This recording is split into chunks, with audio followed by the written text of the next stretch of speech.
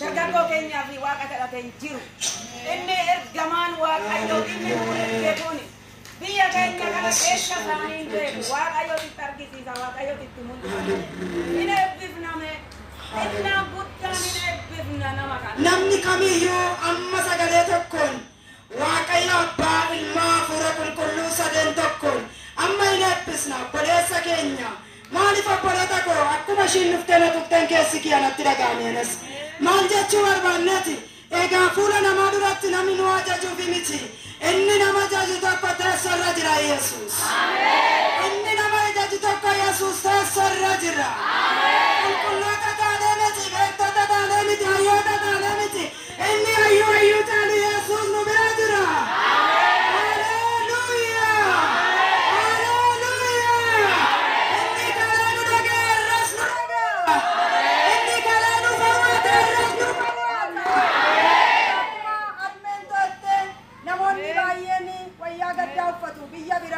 Manonni baay'een rakkina baay'eetu bira jira. Waaqayyo nu gargaaree manni keenyas manni dhalli keenyas nagaadha. Egaa dargaggoonnis nagaadha, shamarroonnis nagaadha. Yesuus waamee namni tokkollee kan itti isaa karaa isaa ilaalee qaaniin lafaan ilaalle galanni isaaf haa ta'u. Mee Waaqayyo si haa gargaaru jedhaanii. Itti dabalaa fi Waaqayyo si haa gargaaru jedhaanii. Ani immoo Waaqayyo abbaa sin kadhadha. Yaa Waaqayyo gooftaa ani namni cubbamaa fuula kee dura dhaabbadhee isa basi kadhadha kinoo sagalee koos na dhageessa gareedhaan gaddas na dhageesseerta oduus namarraa funaanne maqaa kee dheesi salphanne nasi salphanne.